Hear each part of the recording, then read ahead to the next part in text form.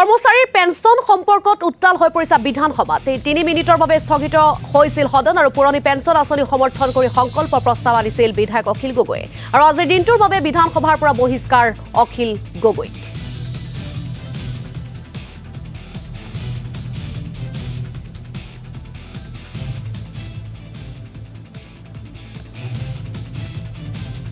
পক্ষত আপোনালোকে দেখিছিলে যদি CPIM বক্তব্য দাঙি ধৰিছিলে, কংগ্ৰেছে বক্তব্য দাঙি ধৰিছিলে, আৰু আমি দেখিছিলোঁ যে এই তিনিওটা দলে একদম থিয় হৈ মোৰ সৈতে 4টা দল, ৰাইজৰ দলৰ সৈতে 4টা দল, সৰ্বমুঠ 4টা দলে আমি ডিভিজন বিচাৰিছিলোঁ, ভোট বিচাৰিছিলোঁ। যেতিয়া চৰকাৰে ক'লে যে OPS দিয়া নহ'ব, আমি ক'লোঁ যে OPS দিব লাগিব।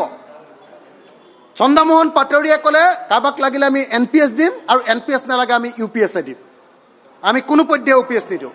তেতিয়া আমি ক'লোঁ যে বিধানসভাত ভোট হ'ব লাগে, ভোটৰ ব্যৱস্থা আছে। উপাধ্যক্ষ মহোদয়ে আপোনালোকে জানে যে ৰুলছ এণ্ড প্ৰচিডিঅ'ৰ অনুসৰি যদি ডিভিজন বিচাৰে, ভোট বিচাৰে যে এই প্ৰস্তাৱটোৰ ওপৰত ভোট হ'ব লাগে, তেতিয়াহ'লে ভোট দিয়াটো বাধ্যতামূলক।